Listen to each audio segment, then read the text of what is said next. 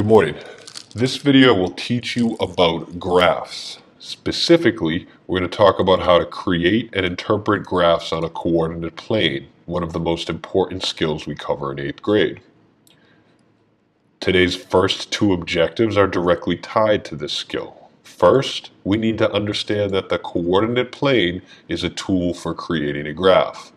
That graph is going to provide us information about the relationship between two real-world variables.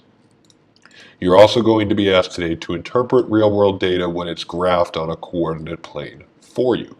So let's take a look at this coordinate plane. Here we see an image of the coordinate plane. It's created by a two-dimensional number line formed by a vertical axis, which we call the y-axis, and a horizontal axis, which we call the x-axis. This is going to allow us to plot multiple data points that will provide information about two variables, x and y, and the relationship between those two variables. We see three coordinates listed here, a green point, a blue point, and a red point. When we list the coordinate values, or the location of these points on the graph, we always identify the horizontal coordinate first, and the vertical coordinate is listed second, x, then y. We call a point in the middle of the graph the origin, and we calculate the x and y values based on their distance from the origin.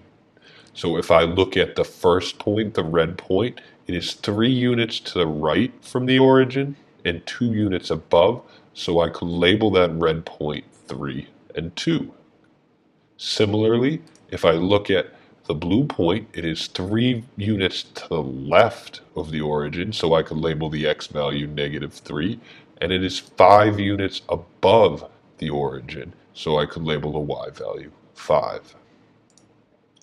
Finally, we split the coordinate plane into 4 quadrants, 1, 2, 3, and 4. We call the upper right quadrant quadrant 1. That's where both x and y are going to take positive values. And then we rotate counterclockwise to label 2, 3, and 4. One of the main reasons we teach you to work with graphs on a coordinate plane is so that you can begin to model real-world relationships. The coordinate plane is going to allow you to create a visual model for the real-world relationship between two variables. Every point we put on the graph will represent another data point about the relationship. Now, when we model these real-world relationships on the coordinate plane, we usually only use quadrant 1. This is because many real-world quantities can only take positive values. For example, we cannot sell a negative number of tickets here. One of the main reasons we put the graphs of relationships onto a coordinate plane is so that we can measure the rate of change between the two variables. Rate of change is a way for us to ask, every time we increase the input variable, the x, by 1 unit, what is going to happen to our y variable? The real-world graph shown here today provides information about a talent show fundraiser.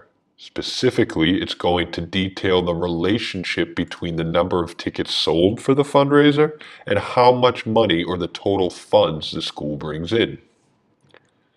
As we can see, the total amount of funds depends on how many tickets are sold. As we start to sell more and more tickets, as we move right on the graph, we see that the total funds raised also starts to increase.